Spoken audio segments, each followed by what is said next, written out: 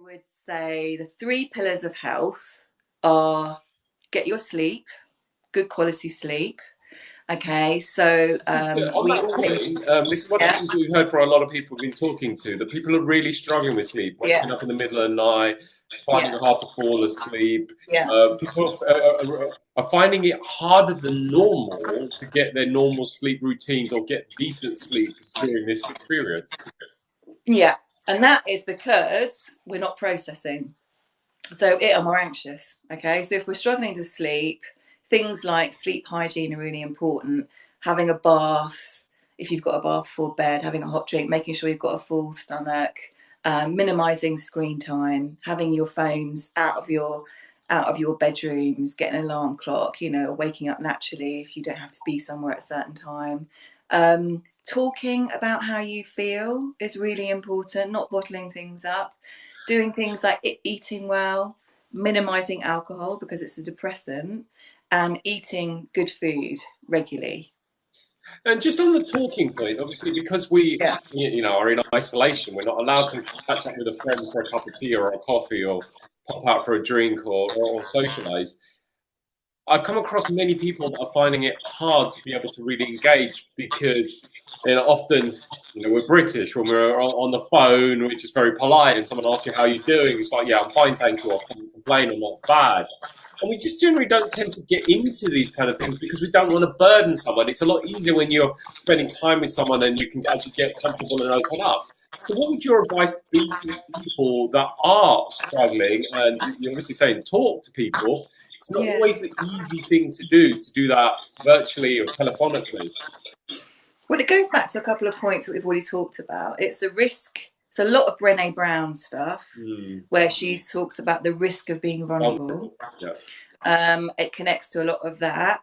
And often when we lead by example and we risk being vulnerable by saying, do you know what, I'm really struggling today, we give permission to express how we feel, but also we give permission to be honest and for the other person to be honest. But also we allow them to help us when we might need that help.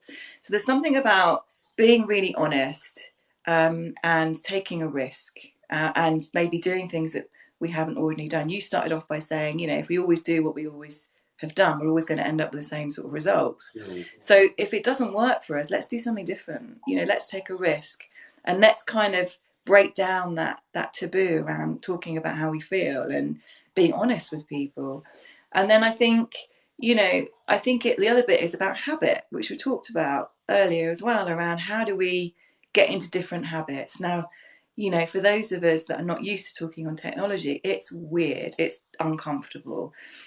We don't get that same feeling in our bodies, in our gut, when we would sit in the room. And obviously we physically can't connect, and those of us that are quite tactile, that's a big thing that we're missing. But we can get a hell of a lot from just connecting. And sometimes doing what we're doing now is we kind of see each other's faces, we can see how our responses, and it makes us feel connected and we can have a conversation. And so, embrace Skype, Zoom, FaceTime, WhatsApp, any medium that you want to, and particularly if you haven't done it, try it. Mm. Pick up, organize having a call with somebody that you can just be yourself with, and maybe just start the conversation and go, how are you feeling? Mm.